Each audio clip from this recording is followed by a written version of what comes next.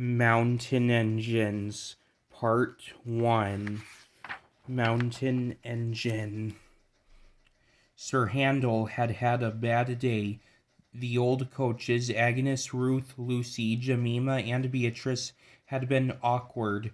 They had made him slip to a standstill twice. He was furious. Those cattle trucks should be scrapped, he fumed. Skarloey was shocked. I won't have it, he protested. Those old dears need kindness, not bad names. Exactly so, agreed Rheneas. He winked at Skarloey.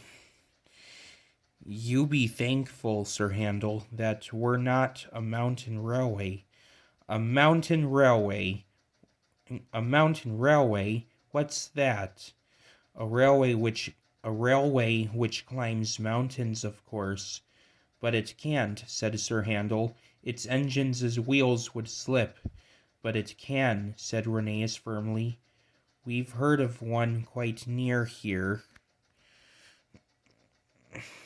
It can't. It can. A noisy argument started just as Donald shunted a flat truck to the nearby siding. On the truck was a queer-looking engine. He had 6 small wheels and a stovepipe chimney. His boiler was tilted downwards, and his cylinders were back to front. Wheesht, whispered Donald hoarsely. Dinna wake the wee engine. It's tired he is. He's away back from England after being mended. Ye ken how it is. We understand. But who is he? He's called Cody, after the mountain his railway climbs. He's called Cody, after the mountain his railway climbs. Well, did you ever? Exclaimed the 2 old engines. They looked at Sir Handel and chuckled. I don't believe it, said Sir Handel. Och, ye'd best ask him yeself.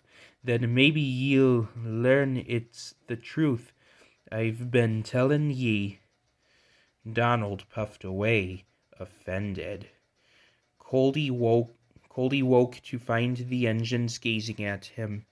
Where am I? He asked. They told him. That's good, he said. I'm nearly home now. Do you really climb mountains? Asked Skarloey. I've done it for years. You must be clever. We couldn't. Our wheels would slip. I'm not really clever, laughed Coldy. I was just drawn like that. Like what? With pinion wheels on my driving axles. They have teeth, you see, which fit into a rack rail. I can't slip, however steep the line is. That, said Rheneas, must help you going up. But if your line is so steep, aren't you afraid coming down? Why, we have good brakes. Coaches, went on Rheneas, are sometimes silly and try to push us downhill. Some engines find it hard to stop them. Sir Handel blushed and looked at his buffers. Our coaches, answered Coldy, are never silly like that. They know such tricks are dangerous. I've never had that sort of accident, but, he went on thoughtfully, I was frightened once, very frightened indeed. Please tell us, said all the engines. One day, long ago, before our line was opened, our drivers made all 5 of us engines stand ready outside our shed. The inspector's coming, they said. We don't know which of you he'll choose. He chose me, climbed into my cab, and made me push 2 coaches to the summit. So far, so good, he said. Now we'll test your brakes.